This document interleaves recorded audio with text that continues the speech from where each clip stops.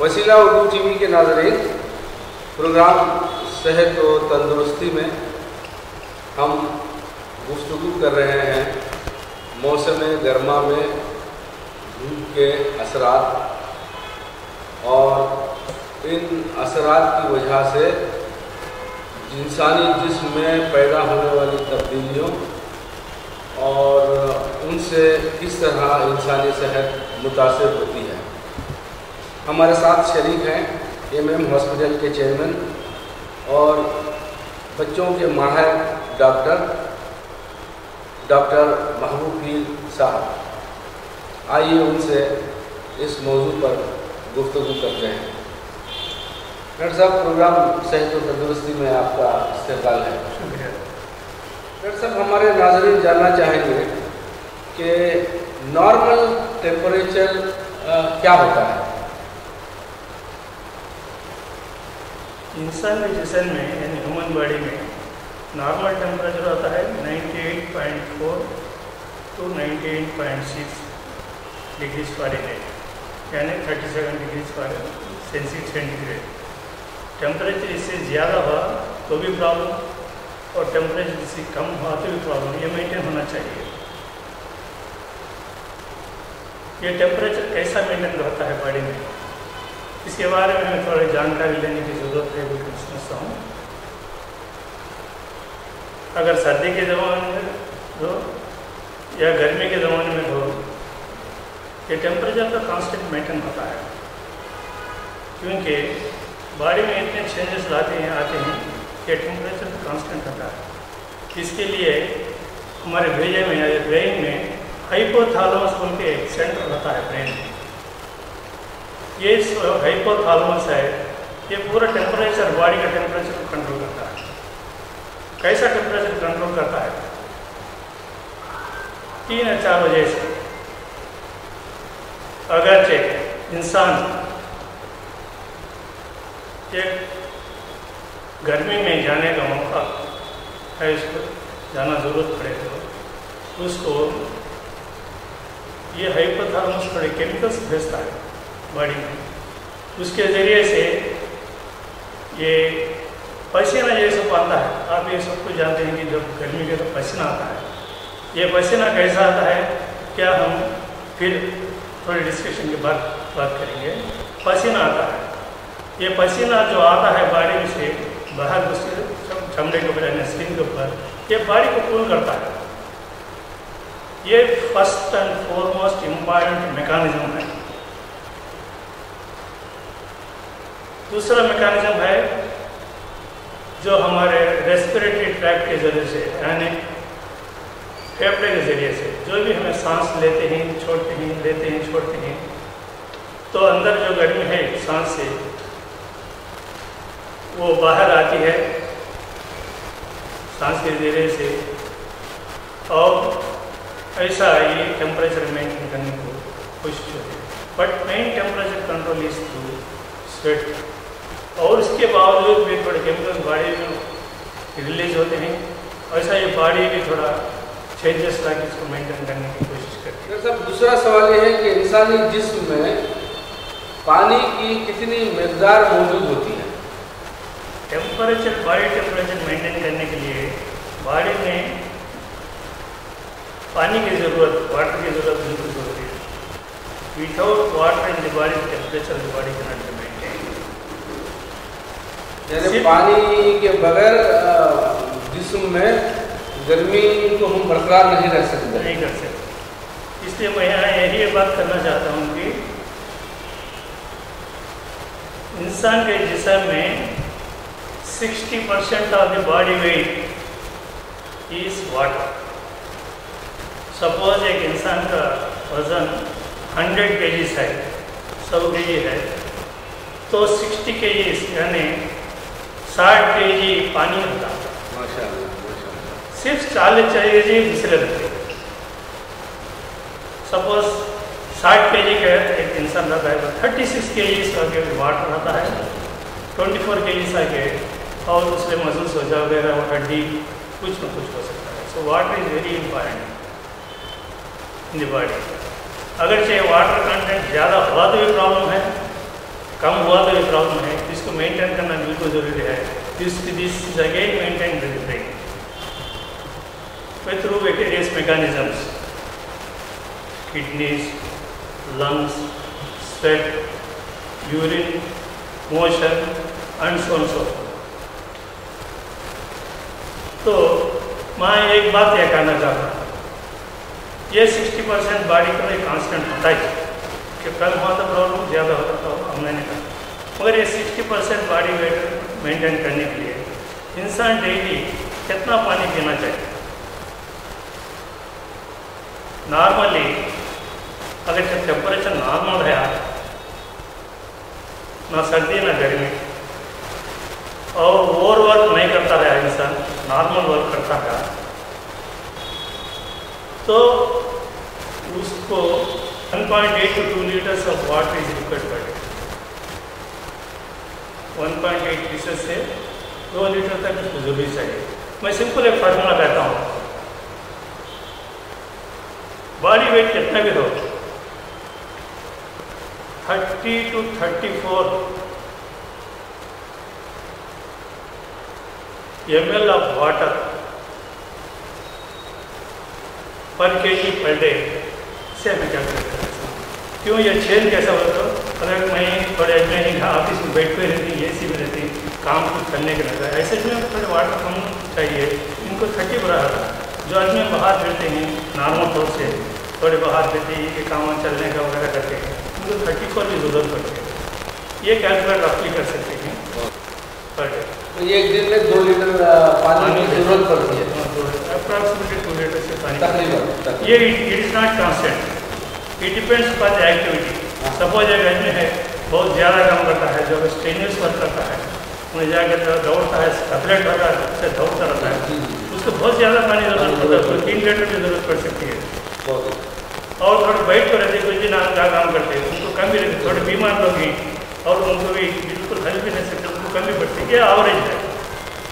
साहब ये बताइए कि ये मौसम गर्मा की जो धूप है उसके क्या असरात मुरतब होते हैं और कौन लोग इससे मुतासिर होते हैं? मैंने पहले कहा कि बॉडी टेम्परेचर 98.6 मेंटेन करना चाहिए. थोड़ा ऐसा सिचुएशन होता है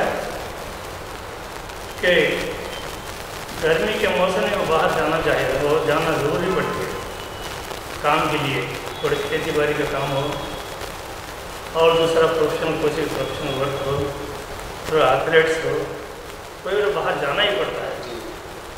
ऐसे लोग ऐसे बाहर जाते हैं तो ये गर्मी का शिकार बन सकते हैं. ये depends upon 2 things again. Number 1 duration and exposure, कितने देर तक वो रहते हैं. Number 1 and intensity of the temperature, temperature कितना रहता है और कितने टाइम तक टेम्परेचर वो हाई टेम्परेचर में थी. ये दोनों को बढ़ते नजर रखते हुए ये थोड़े प्रॉब्लम्स आ सकते हैं. ये प्रॉब्लम्स क्या हो सकते हैं, मैं इंशाल्लाह आपको आने में आपको जानकारी देंगे. और जो आपने कहा कि कौन शिकार होते हैं, कौन शिकार? इसमें हर एक भी शिकार हो सकता है. अच्छा. हर एक भी धूप का शिकार हो सकता है, गर्मी का शिकार हो सकता है, सब भी हो सकता है. बट थोड़े लोग ऐसे हैं कि ज़्यादा से वो शिकार बन सकते हैं. वही बच्चे लोग, छोटे बच्चे जो में बॉडी टेम्परेचर मैकेनिज्म ज़्यादा से डेवलप नहीं हुआ रहता, वो शिकार. और दूसरे ज़ईफ़े लोग यानी बूढ़े लोग जिसकी उम्र 60 से 70 और ज़्यादा हो सकती है, उनमें भी ये टेम्परेचर कंट्रोल मैकेनिज्म थोड़ा स्लो हो रहता है, उन्हें भी शिकार बन सकते हैं. तीसरा प्रेग्नेंट वुमन. अच्छा. वो प्रेग्नेंट वुमन को भी बाहर जाने से उनको भी थोड़ा प्रॉब्लम होती है, क्योंकि उनके भी टेम्परेचर कंट्रोल करना बर्दाश्त नहीं हो सकता. बच्चे, बूढ़े और हामिला होते हैं, ज़्यादा मुतासिर होते हैं. उसके साथ थोड़े बीमारियाँ, थोड़े कैंसर की बीमारी हो सकती है, ट्यूबरकुलोसिस होती है, और थोड़ा ज़्यादा से हार्ट डिसीज होती है, और थोड़े लंग बीमारी होते हैं, ये लोगों को भी थोड़ा केयरफुल चलना चाहिए। ये भी थोड़ा इसको भी एक प्रॉब्लम हो सकता है। डॉक्टर साहब, ये गर्मी की शिद्दत क्या है और इसके असरात कैसे मुरतब होते हैं और इसे किस तरह से हम मैनेज कर सकते हैं? ये गर्मी में एक इंसान जाने से पहली बात, हम गर्मी में जाने से रुकना चाहिए। जितना हो सकता है उतना गर्मी के मौसम में बाहर जाने से, बाहर जाके काम करने से हम बचना चाहिए, फर्स्ट ऑफ। दूसरा, अगर जाना चाहे तो थोड़ा प्रिकॉशंस लेना क्या है, थोड़ी छतरी वगैरह छाँव डाल के डालिए। हमारे कपड़े ये लूज कपड़े हैं, थोड़ा लाइट कलर के डालिए, सो दैट लाइट में भी रिफ्लेक्टेड, वही एक डालिए। और प्लेंटी ऑफ वाटर, पानी भी साथ लेके जाए, प्लेंटी ऑफ, ताकि हम डिहाइड्रेशन लेना चाहिए। थोड़े केयरनेस लेते हुए जितना हो सके उतना बीच में जाते थे, थोड़े शेड में ज़्यादा छो में रेस्ट लेके अपना काम करें। ये थोड़े केयर से लेना चाहिए, एहतियाती तदाबीर ये लेना चाहिए। और इसके बावजूद हमें काम करना चाहता है, करना ज़रूरी पड़ती है धूप में। इसमें करने से हमको थोड़े प्रॉब्लम से दिक्कत होती है। And first and foremost problem is heat exhaustion. Heat exhaustion बोले तो क्या बोले तो हीट एग्जॉशन में, heat exhaustion is a condition where there is a profuse sweating, rapid pulse due to high temperature। मैं उर्दू में भी बोलता हूँ, ये हीट एग्जॉशन बोल के ये कंडीशन क्या कंडीशन है तो पसीना ज़्यादा से ज़्यादा पसीना आता है और अपना पल्स फास्ट रहता है, हार्ट फास्ट जाता रहता है, मतलब दिल की धड़कन तेज हो जाती है जी, और पसीना ज़्यादा पसीना जाता है, दिल की धड़कन ज़्यादा होता है। ये अगर धूप में जाने से तो उसकी हीट एग्जॉशन होती है। हीट एग्जॉशन आने की वजह क्या है? हीट एग्जॉशन जाती है, मगर कैसा आता है, बॉडी में क्या चेंजेस आते हैं? अगर एक इंसान एक गर्मी के माहौल में गया तो उसको कूल करने के लिए, बॉडी कूल करने के लिए ह्यूज पर्सपिरेशन, पसीना निकलना ही पड़ता है। अगर पसीना एक first thing to cool the body, ये बॉडी कूल करने के लिए पसीना एक बहुत बड़ा असर है। तो अगर जो गर्मी जाने से पसीना निकलता है ताकि कुदरत ने इसको बॉडी कूल करने के तरीका है, तो बॉडी कूल होती है, प्रोफ्यूज स्वेटिंग होता है। कब प्रोफ्यूज स्वेटिंग होता रहता है कि जब रैपिड पल्स, अपना पल्स है, यूजुअली पल्स आके नाड़ी बोलते हैं, हमको नाड़ी को आगे 72 पर मिनट होता है। 72 फिक्सड नहीं, 65 हो सकता है, 72 हो सकता है, 80 हो सकता है, ये नॉर्मल है। इसमें ऐसा नहीं 100, 110, 120 ऐसा भी जा सकता है, कितनी तेज हो जाती है। ये दो हो जाए, ये दो है तो हमको समझना है कि ये हीट एग्जॉशन में जा रहा है। हीट एग्जॉशन में जाने के बाद इसको हमें कैसा पहचान सकते हैं? How do you diagnose heat exhaustion? एक इंसान धूप में गया, प्रोफ्यूज स्वेटिंग है, उसको पल्स है, ओके, मगर कैसे हमें उसको पहचान सकते हैं एज ए लेमैन? इसको क्या बोलते हो तो number 1, moist, cold and moist skin. Skin का पसीना रहने की तरह से ठंडा रहता है और थोड़ा मॉइस्ट बोलता पानी जैसा, नमी नमी, बदन ठंडा हो जाता है और उसमें नमी रहती है। नंबर 1। सेकंड आके वीक रैपिड पल्स। मैं कभी बोलने की वजह वीक पल्स ले देखे तो बहुत स्पीड से रहता है और कमज़ोर रहता है, उतना कितना जो वो ऐसा पल्स मान लेता होता नहीं रहता, ऐसा जल्दी मान लेता, स्पीड जाता है। नंबर 2, और हेवी स्वेटिंग, कहीं बोला फिर भी एक बार बोलता हूँ, हेवी स्वेटिंग होता है। क्यों ये हेवी स्वेटिंग क्यों मैं रिपीट कर रहा हूँ? तो और एक कंडीशन है हीट स्ट्रोक करके, दूसरे से डिफरेंस आगे ये स्वेटिंग रहता है, इसलिए मैं 1 से 2 बार मैं दोहरा रहा हूँ। तो बेतहाशा पसीना बहने लगता है। राइट। उसमें मसल्स क्रैम्प्स तो अपने पैर के ये जो हेड़े हैं थोड़े ये रान के हेड़े ये से भी ज़्यादा से दर्द कैसा ऐसा दर्द मुदलता हुआ दर्द that is known as cramps. यानी जिस्म के फट्टों में दर्द ये क्रैम्प्स का वजह भी क्या होता है? Number 1 water loss. उसके वाटर लॉस के साथ ही साथ वाटर लॉस एक ही नहीं होता, वाटर लॉस के साथ बॉडी में जो साल्ट है पोटाशियम और सोडियम पोटाशियम रहता है वो भी निकल जाता है। जब सोडियम पोटाशियम बॉडी से निकलता है तो क्रैम्प्स आते हैं। ये वजह है। वॉमिटिंग, नासिया वॉमिटिंग, उल्टी जैसा आती है, उल्टी भी होती है। फैटिक, आदमी जो थका जैसा मालूम होता है और थोड़ा चक्कर रहना मालूम होता है। अगर ये सिम्टम्स हमें दिखे तो हमको समझना चाहिए कि एक इंसान जो धूप में गया है, जो ये सिम्टम देखे तो हमको समझना चाहिए कि हीट एग्जॉस्शन पे जा रहा है। तो हमें क्या करना है?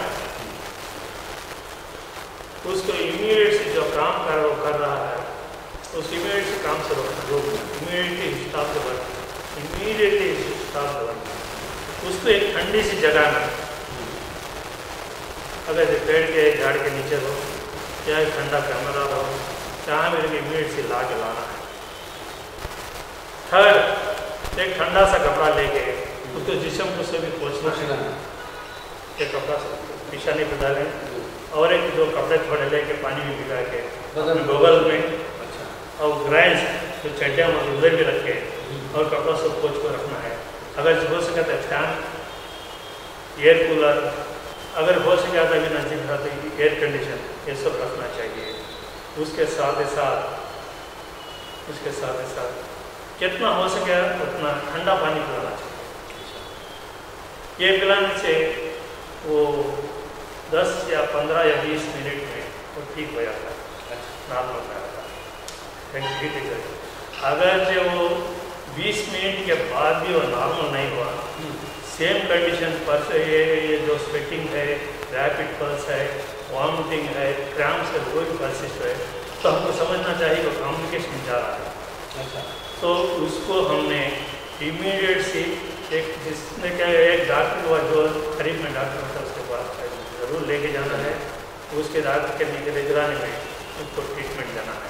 जो डॉक्टर के पास नज़दीक जो ट्रीटमेंट देता है उसके तफसील में मैं नहीं जा रहा हूँ, अगर आप चाहे तो मैं बोल सकता हूँ। सर साहब एक और काम इमीडिएट ये करते हैं बाद लोग, ठंडा पानी जो है सर पे डालते हैं, जो इससे फायदा होता है। तो हीट एग्जॉस्शन अपने आप डिस्कस करें तो हमारे एम है इम्यूनिटी बॉडी फुल कर, जैसा भी तरीका हो, जैसा पानी डाल सकते हैं, कपड़ा लेके पोछ सकते हैं, पंखा लेके चिपक सकते हैं और एयर कूलर रखते हैं, एयर कंडीशनर रखते हैं, पानी भी डाल सकते हैं, कुछ भी दिक्कत नहीं। वॉट एवर इट इज, हमारी एम बॉडी को इम्यूनिटी फुल करना। हीट स्ट्रोक किसे कहते हैं, जिसे उर्दू में लू कहते हैं, तो ये क्या है? अगर हीट एग्जॉस्शन जब तक हमें इस बारे में डिस्कस करें, इसको हमें नेगलेक्ट करें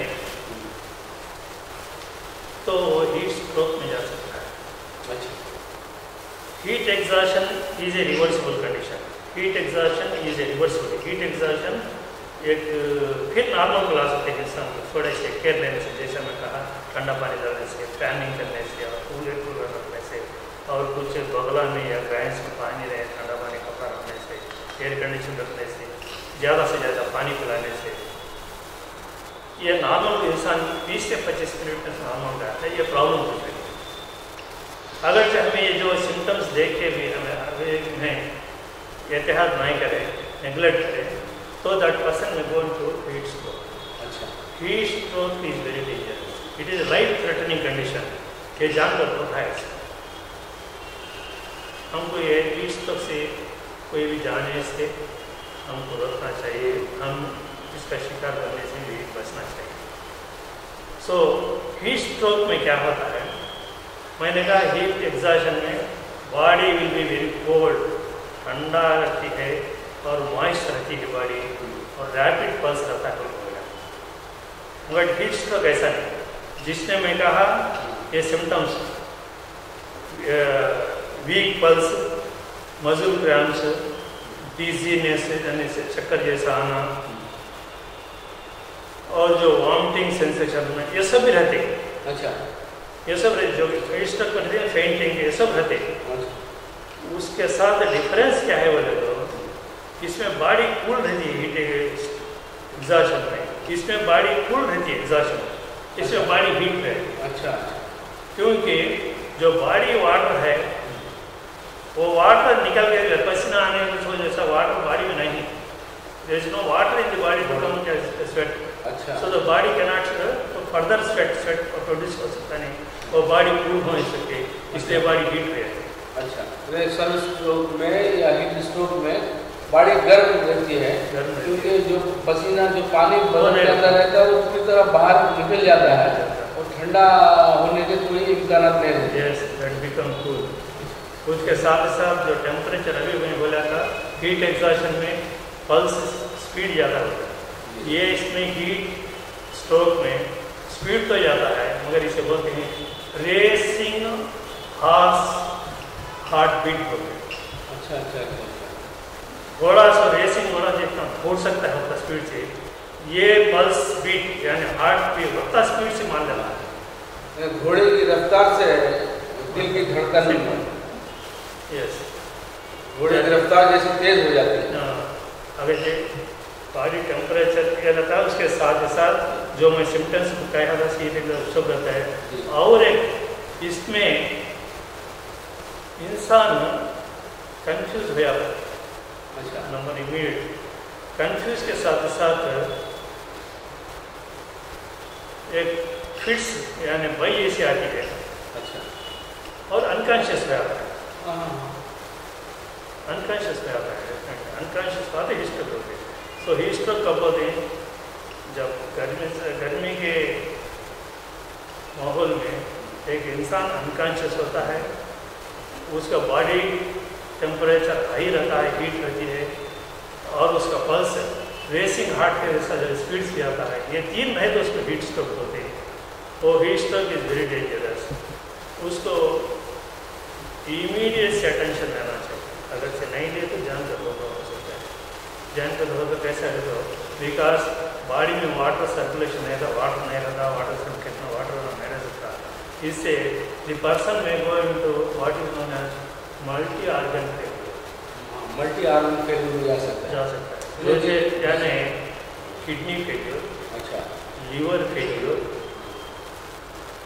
और जो है हार्ट फेलियर, ऐसे कंडीशन में जाके, और ब्रेन भी में आल्सो ब्रेन डेथ भी आ सकता है। जैसे कॉम्प्लिकेशन रहती है, ये कॉम्प्लिकेशंस को अवॉइड करना था और उसको मेडिकल एडवाइस, मेडिकल ट्रीटमेंट देना चाहिए। जाने के पहले डॉक्टर को जाना, फौरन डॉक्टर ने है तो first use first aid. First aid क्या करते हैं? तो जैसा मैंने कहा, उसको कपड़े निकाल दे, बॉडी को कपड़े का ताकि ठंडी हवा बॉडी को लगे।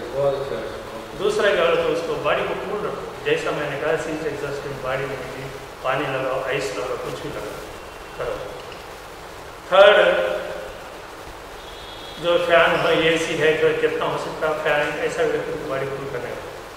फोर्थ इम्पॉर्टेंट थिंग क्या है? तो मैंने कहा हीट एग्जॉस्ट में पानी जितना हो सकता है ठंडा पानी पिलाओ। यहाँ पानी नहीं, कोशिश करो ना पिलाने। यहाँ पानी नहीं पिलाना, नहीं पिलाओ, क्योंकि पेशेंट अनकॉन्शियस है। आज थोड़ा ज़्यादा सभी कॉन्शियस रहता है। अगर चाहे आप पानी दिए तो इंसान पानी पीने के लायक में, अच्छा, वो पानी अगर चाहे लंग्स में गया तो वो और डेंजरस हो सकता है। अच्छा, तो उसको पानी पिलाने की कोशिश ना करना, इमीडिएट से थोड़ा बॉडी टेम्परेचर कूल करने का, आउटसाइड से करके इमीडिएटली टेकिंग डॉक्टर। अच्छा, डॉक्टर के पास गए तो इमीडिएट से उनको बाहर लेके बल से इसमें बीपी भी बहुत कम हो रहा है, ब्लड प्रेशर बहुत कम हो रहा है। अच्छा, even sometimes blood pressure feel नहीं होते, ब्लड प्रेशर, अच्छा, उतना कम हो रहा है। फिर patient is in state of shock, हाँ, so immediately tell the doctor. Doctor क्या बोलते हैं, कंडीशन देखता है, दोनों में के जो ECG निकालता है और दूसरे टेस्ट टाइम खर्च करके इमीडिएटली जो IV फ्लूइड्स, इंट्रावेनस फ्लूइड्स देता है। देखिए जिसको वन प्लान कर रहा है ट्रीटमेंट देने, सो So please do not neglect this feedstock. जितना immediate से your body को please rush into the doctor to manage it. That is very important. Otherwise you will lose the patient. Doctor साहब काफ़ी आपने तफसील से हीट एग्जॉशन और heat stroke पर रोशनी डाली है और ये मौसम गर्मा है और खुसूसन जुनूबी हिंद और कड़पा में धूप की शिद्दत बहुत ही होती है और हमारे नाज़रीन से गुजारिश है कि डॉक्टर साहब ने जिन बातों की तरफ तवज्जो दिलाई है उन पर आप अमल करें।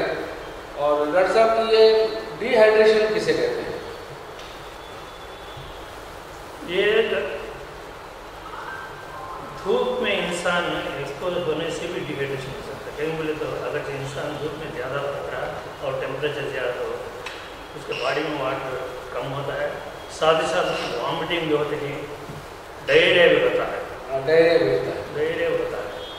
Vomiting, diarrhoea and excess of heat, 3 together body में जो वाटर है वो निकाल देता है। The person going to dehydration, इंसान डिहाइड्रेशन ज़्यादा है। अच्छा, डिहाइड्रेशन क्या है? डिहाइड्रेशन बोलते जितना बॉडी में वाटर रहता है 60% of the body weight is water बोलते हैं पहले का। अगर बॉडी में वाटर वजह कोई सी भी रहो, वॉमिटिंग रहो, डायरिया रहो, एक्सेस ऑफ हीट रहो और टुगेदर से भी रहो, अगर बॉडी में वाटर कम हुआ तो इसको डिहाइड्रेशन बोलते हैं। डिहाइड्रेशन 3 स्टेजेस है। Mild dehydration, moderate dehydration, severe dehydration. Mild dehydration बोले तो थोड़ा सा बॉडी में पानी कम हो सकता है, इसको हमें थोड़ा नॉर्मल वाटर और ORS ओरल डिहाइड्रेशन सोल्यूबल के हर एक जगह मिलता है, वो देने से, ओरल से देने से इसको हमें नॉर्मल ला सकते हैं। जितना हमको वाटर वॉमिटिंग और डायरिया के साथ गया है रफ से कैलकुलेट करके उतना पानी या बच्चा हो या बड़े लोग पानी थोड़ा ये भी रिफाइनमेंट थोड़ा देते ये थोड़ा थोड़ी देर के बाद हमें ये डिहाइड्रेशन करेक्ट कर सकते हैं। ये डिहाइड्रेशन कैसा पहचानते हैं आपको? और मॉडरेट डिहाइड्रेशन में भी ORS से हमें डिहाइड्रेशन करेक्ट कर सकते हैं ताकि हम थोड़ा एक अच्छा केयर लें। मगर मेनी टाइम्स ये डिहाइड्रेशन, मॉडरेट डिहाइड्रेशन करेक्ट करना भी ORS से मुश्किल होता है। एक डॉक्टर के निगरानी में जाके एक आई फ्लूइड्स यानी फ्लूइड्स चढ़ाना पड़ता है, सिंगल लैक्टेट या DNS बोल के चढ़ाना पड़ता है और चाहे नॉर्मल होता है। उसके बाद ORS ट्रीटमेंट और 3 रहा और डेंजरस थिंग सीवियर डिहाइड्रेशन कब आता है? मैंने कहा कि ये बॉडी में 60% of the body weight is water. अगर 10% बॉडी वेट इसमें से कम होगा तो सीवियर डिहाइड्रेशन। इवन 10% भी कम हो गया तो पानी सर 10% अगर बॉडी में वाटर कम होगा पहुँचे वजह से डिहाइड्रेशन। सीवियर डिहाइड्रेशन बहुत डेंजरस है क्योंकि उससे बहुत मल्टी ऑर्गन फेलियर में जा सकता है, किडनी फेलियर में जा सकता है, लिवर फेलियर में जा सकता है और ब्रेन में जाके अनकॉन्शियस हो सकता है, पल्स भी पड़ जाएंगे, इवन हार्ट भी बढ़ जा सकता है। So it is very dangerous condition. अगर डिहाइड्रेशन ऐसा थोड़ा दिनों तक है तो क्रॉनिक रीनल फेलियर में जा सकता है। इसके इमीडिएट से ट्रीटमेंट है, इमीडिएट ट्रीटमेंट घर में जाता नहीं and you have to take him to doctor. एक डॉक्टर को पहचाना, डॉक्टर की निगरानी में ट्रीटमेंट। मैं आपको एक बात कहना चाहता हूँ, how to find out person is having dehydration. ये डिहाइड्रेशन बोल के है बोल के कैसे बचा सकते? माइल्ड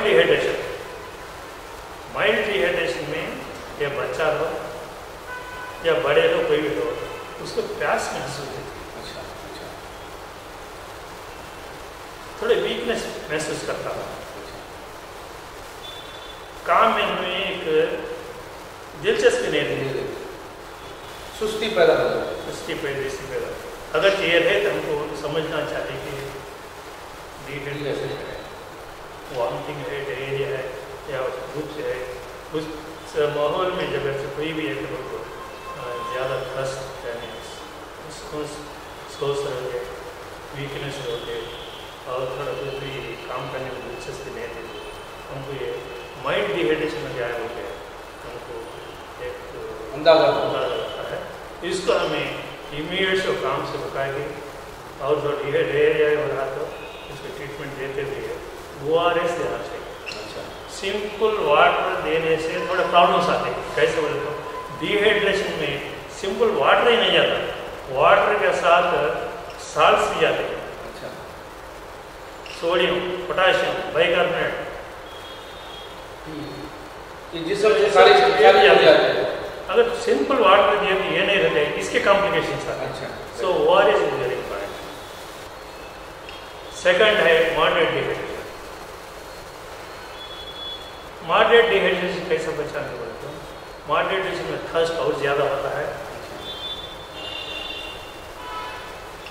और पेशाब भी थोड़ा क्वांटिटी कम हो जाता है। अच्छा, जितना नॉर्मल होता नहीं रहता, पल्स भी थोड़ा वीक हो सकता है, आदमी भी थोड़ा बिल्कुल से वीक महसूस करता है, कमजोरी महसूस करता है। जब हमको एक डिहाइड्रेशन का है उसको और एक ये पेशेंट महसूस करता है, हमें कैसा बचा सकते हैं? अगर से गौर से देखें तो उसके आँख ही पेशेंट के थोड़ा अंदर गए जैसा इसने संकन नाइस, आँखें अंदर गया ना जैसे जो आप मामूल से थे संकन नाइस अंदर की तरफ चली जाती है। दैट इज लॉजिक जो है संकन नाइस। अच्छा अच्छा, सही ना डिहाइड्रेशन वो एक। नंबर 2, अगर छोटे बच्चे रहे तो तालू अगर खुली रहे तो तालू अंदर के नन में। अच्छा अच्छा अच्छा, तालू बोलते हैं उसको। काली से फांटन है तालू बोलते हैं, तालू अंदर के नन तो नॉर्मल से तो तालू ऐसे फ्लैट है, तालू अंदर के नन में। नंबर 3, पेशाब, मैंने पहले का पेशाब बिल्कुल कम महसूस होता है, पसीना कम आता है। उसके साथ ही साथ स्किन ड्राई हो जाता है, उसको कैसा बचाना? अपना चमड़ा ऐसा लेके ऐसा पिंच करो इसको। अच्छा, थोड़े 1/2 मिनट ऐसा पकड़ो, हाँ, फिर छोड़ दो। अच्छा, नॉर्मल इंसान को ऐसा चमड़ा पकड़ के 1/2 मिनट छोड़ दिए तो नॉर्मल आएगा, मगर डिहाइड्रेशन रहा तो चमड़ा ऐसा आधा मिनट पकड़ छोड़ दिए तो नॉर्मल नहीं आता, ऐसा रह जाता है। अच्छा, that is sine of dehydration. Dehydration रहा तो उसकी इलास्टिसिटी कम है इस कमरे की और नॉर्मल पोजिशन में आते हैं, इसको डिहाइड्रेशन होना चाहिए। उसके साथ ही साथ बच्चे वीकनेस रहता है और उसको ये कोई भी काम करने में दिलचस्पी नहीं रहती, ये सब रहता है। ये मॉडरेट डिहाइड्रेशन। लास्ट है सीवियर डिहाइड्रेशन। सीवियर डिहाइड्रेशन में जो मैंने कहा है सिम्टम्स सभी रहते हैं, उसके साथ ही साथ पेशाब बिल्कुल बंद हो जाता है। अच्छा, पेशाब बंद हो जाता है, बंद है क्योंकि बॉडी में वाटर है और ये संकन नाइस बोला और भी अंदर चल गए थे और आगे अंदर चले जाते हैं। थर्ड आगे ये ड्राई माउथ, अच्छा, मतलब होंठ सूखने लगते हैं। ये हर एक स्टेज में रहती है, बोलना भूल गया, फर्स्ट में भी रहती है, सेकंड स्टेज में रहती है, थर्ड में रहती है, बट सेकंड स्टेज में भी रहती है और थर्ड स्टेज में और ज़्यादा बिल्कुल रहते हैं। ऐसा जीभ मुँह सब बिल्कुल सूखा माल होता है, स्किन बिल्कुल इतना भी टुकड़ा ऐसा छोड़ दो, ये ऐसा बहुत देर तक ऐसा रहता है। पेट का चमड़ा पकड़ के ऐसे छोड़ दो, वो भी ऐसा रहता है। उसकी इलास्टिसिटी कम हो जाती है जब तक फ्लूइड नहीं रहते। पेशेंट मेनी टाइम्स अनकॉन्शियस हो जाता है। ये severe dehydration is very dangerous, it is life threatening. Immediate से डॉक्टर के पास लेके जाना है, हो जाएगा कि IV फ्लूइड्स जो वी के जरिए से फ्लूइड्स को देते हैं, रिंगर लैक्टेट देते हैं और उसको ट्रीटमेंट देते हैं। This is about dehydration. कुछ any doubt about dehydration sir? नहीं, बिल्कुल आपने तफसील से डॉक्टर साहब बताया है।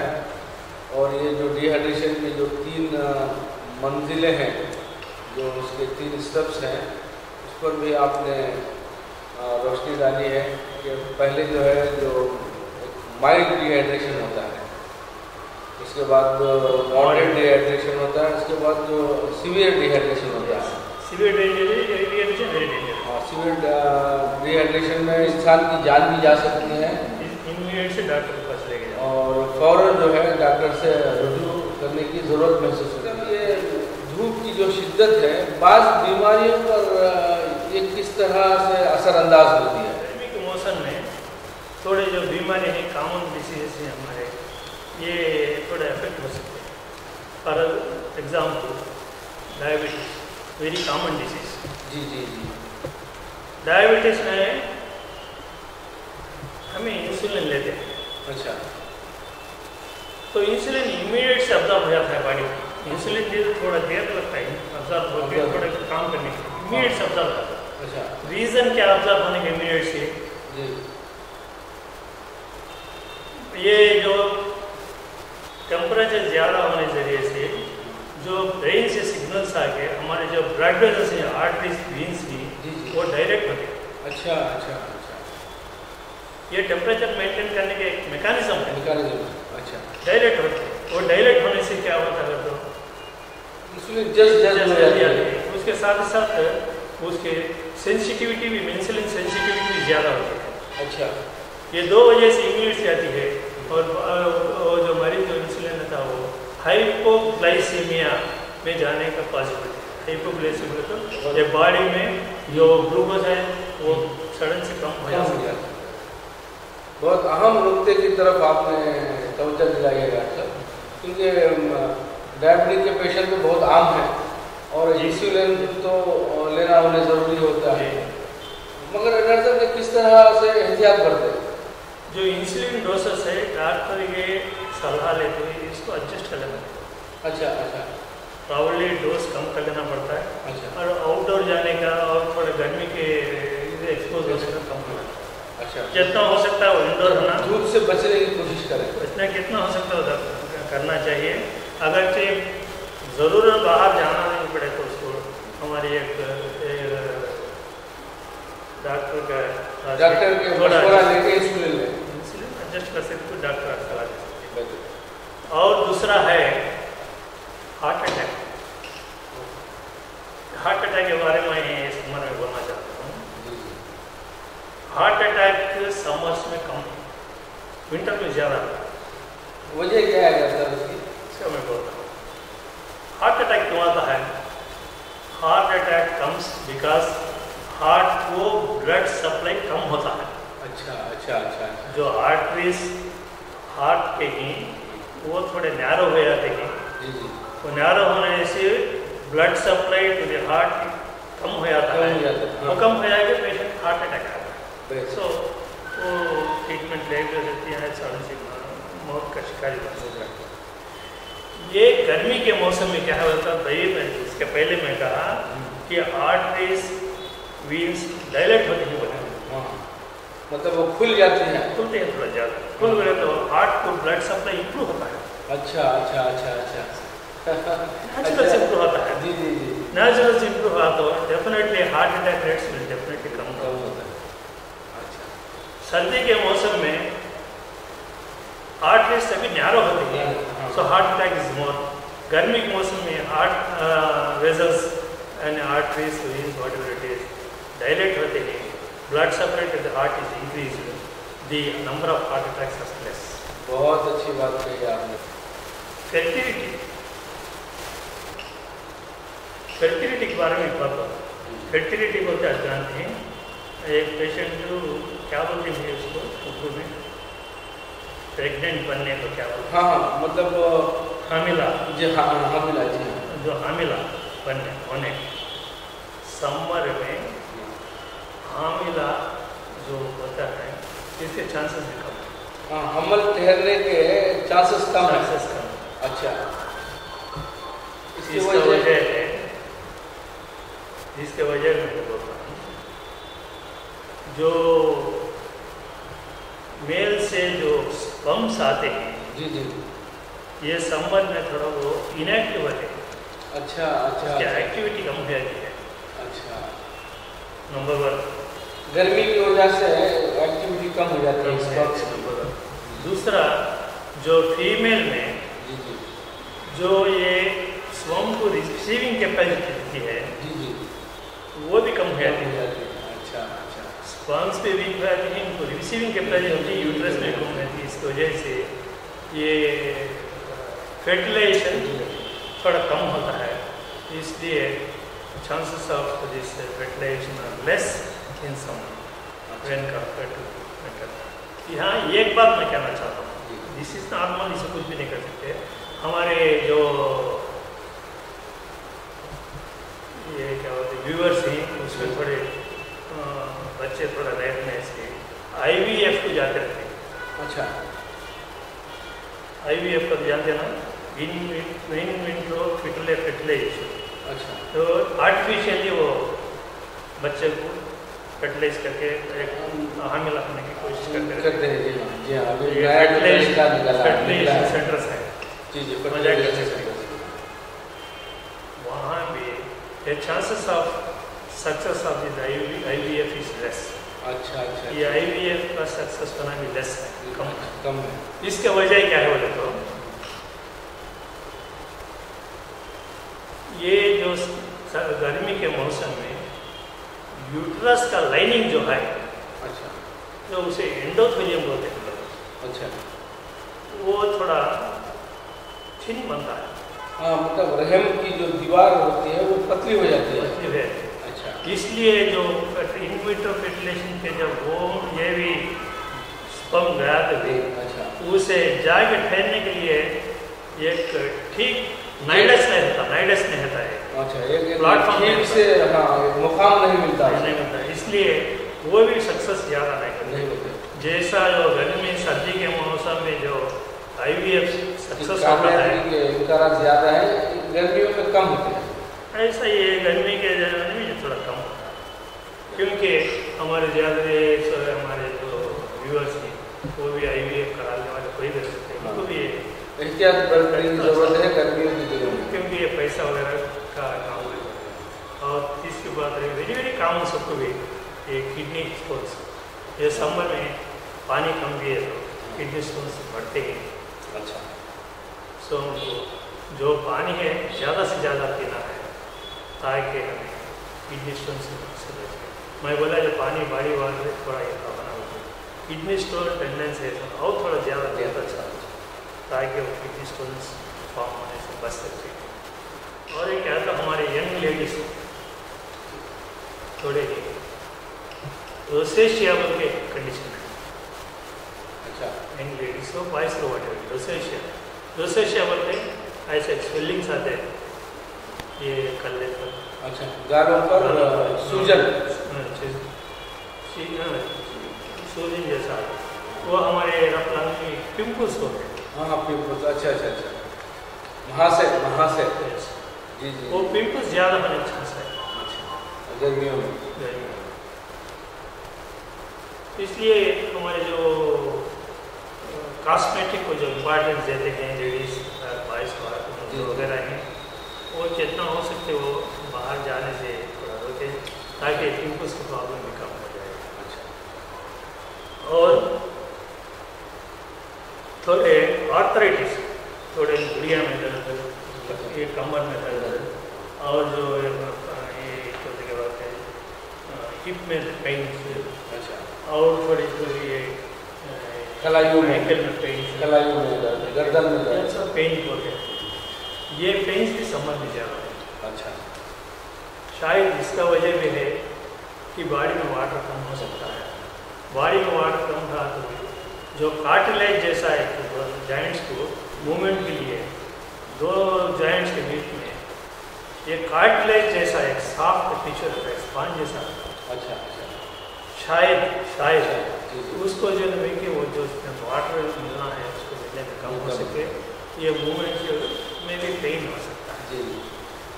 तो आर्थराइटिस प्रॉब्लम भी संबंध ज़्यादा हो सकता है विंटर से कंपेयर करके। और उसके साथ साथ थोड़े मेडिसिन हैं,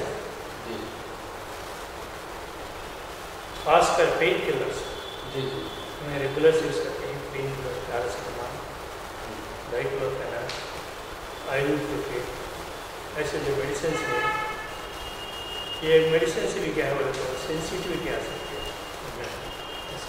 इसको वजह क्लियर से नहीं मालूम, सेंसिटिविटी आ सकती है। थोड़ा डोज भी थोड़ा कम लेना पड़ता है, डोज कम लेना पड़ता है, तो मोर सेंसिटिव टू दिस, इसलिए मैं ये समझता हूँ कि तो डोज भी थोड़ा एडजस्ट करना पड़ता है। ये थोड़े हमको एक समर में थोड़ा मेन में ये ध्यान देना पड़ता है। मेन में हमको ये सब बोलने के बाद मैं 2-4 बात बोलना चाहता हूँ। वन क्या है तो बॉडी वाटर जो पहला मैं जो बॉडी वाटर कितना चाह रहे हैं उसको बोल रहा हूँ। इसका मकसद यह है कि आप ठीक तरीके से कितना पानी लेना चाहिए उतना लीजिए, उसी कमजोर संबंध रखा होगा। थोड़ा सा ज़्यादा लिए तो कुछ नहीं होता, यूरिन के साथ चले आता है, ज़्यादा आए तो प्रॉब्लम।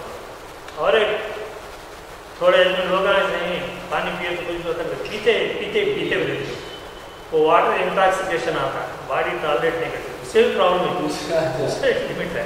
सो ज़्यादा से ज़्यादा पानी लें, नंबर 1। नंबर 2, जितना हो सकता उतना कड़ी धूप में काम करने से या खेल कूद करने से बच्चे थोड़ा उसे रोकें। अगर ये जाना भी पड़े तो थोड़ा केयर्स लें, थोड़ा एहतियात करें, क्योंकि छतरी लेना, कोल्ड वाटर ले जाकर पीते रहना, टोपी लगाना, कुछ ठंडा लाना, और जाकर थोड़े खेतों से बीच में झाड़ के नीचे थोड़ा आराम करना। ये करते रहते कंटिन्यूस एक्सपोज होने की भी थोड़े बचे। सो ये क्या है। और इसके साथ साथ मैं 2 कंडीशंस बोले आपको, हीट एग्जॉशन, हीट स्ट्रोक।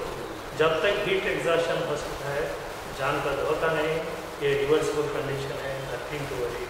आप हीट एग्जॉशन के सिम्टम्स मैंने कहा, इसे मेन सिम्टम मैं रिपीट करता हूँ, बॉडी कूल रहती है, पसीना रहता है, उसके साथ साथ रैपिड पल्स रहता है, स्वेटिंग रहता है।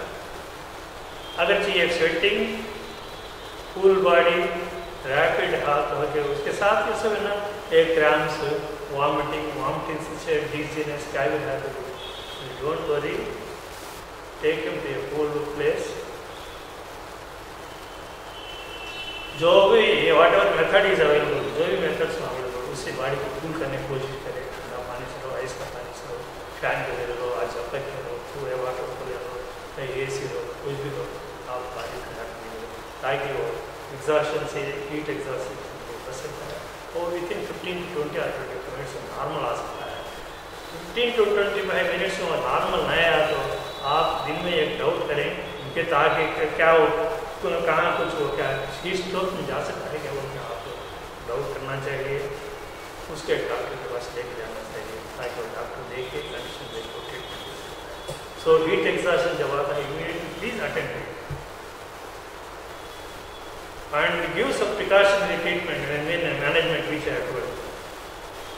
और 20-25 मिनट्स के बाद रिकवर नहीं है और मैंने कहा हीट स्ट्रोक वेरी डेंजर। उसमें क्या है तो हीट एग्जॉशन में बॉडी कूल रहती है, इधर कोल्ड हीट एग्जॉशन में बॉडी गर्म रहती है।